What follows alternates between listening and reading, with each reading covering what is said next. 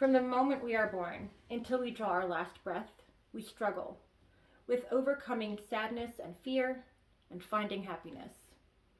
But what is happiness and how can we attain it? Besides all the extensive research and studies I've done on this subject, I have also gone through many challenges of my own in which I had to either find methods to overcome or lead a very sad life. Starting with what is happiness? There were a group of researchers who took three groups, the English-speaking, Russian, and French, and tried to find out what they believed happiness to be. After finally being able to translate the word happiness, they were able to run studies and found out that the majority of Russians believed soul and spirituality was what brought happiness. For the French, it was being alive and not being sick. And for English speakers, it was being able to attain a goal and do something. Abraham Maslow was a psychologist who differed from those before him in the fact that he believed the drive for humans wasn't just physicality, but that was the first level in many to be able to achieve the highest level of self-actualization and happiness. For him, he built a hierarchy of needs. On the lowest was physical needs, and the second, safety. The third was a sense of belonging and being loved. The fourth was self-confidence. And the fifth, the final, was self-actualization. However, there was much criticism to this because there are individuals who don't have the lower needs met, but still have been able to reach self-actualization. So how did they do that? And how can that be done by us? Thich Nhat Hanh gives us teachings and ways to be able to achieve the highest levels, even when the lowest ones are not attainable. He teaches us that in order to be able to overcome the strong feelings of pain and suffering, one has to be able to pull forth an equally strong feeling of happiness and joy. To be able to do that, he starts with telling us to just sit down and think about the many, many ways and reasons we have to be happy right now. For example, I can see, and there are so many beautiful things around me that I can look at.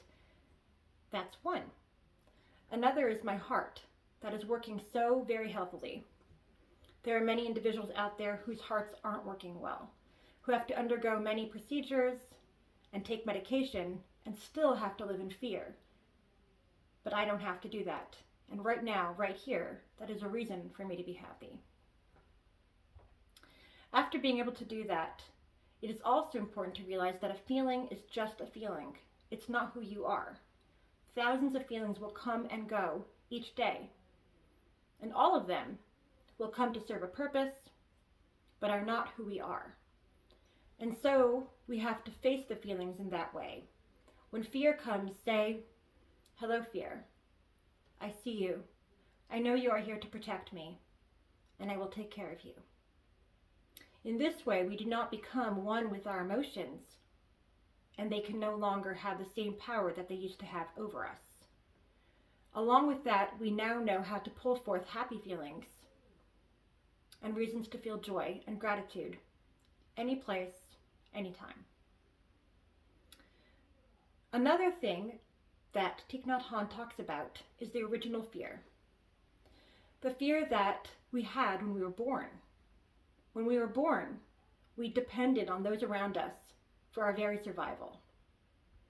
Although many of us might not realize this, that fear stays with us throughout all our lives.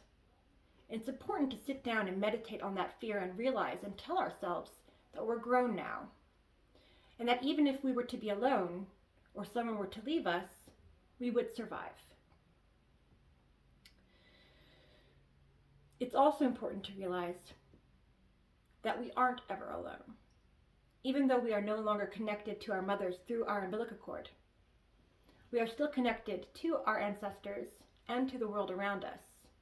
The trees let forth air that we breathe, and with that air, we can survive. And so we are very connected to the trees. The water source that gives us water also keeps us alive, and so we are connected to the water. When we open ourselves and realize that we are so not alone, and that there are many who are suffering and grieving just as we are, we also open ourselves to a community, and we are not alone. Being able to focus and meditate on these ideas have helped me through multiple very difficult challenges in my life, even the loss of family. Now we know how to find happiness in the most conducive way, but sometimes that isn't possible. So we have the teachings that teach us how to find happiness even when we can't have the levels of the hierarchy of needs. We have the tools, and we can find happiness, and we can heal. Thank you.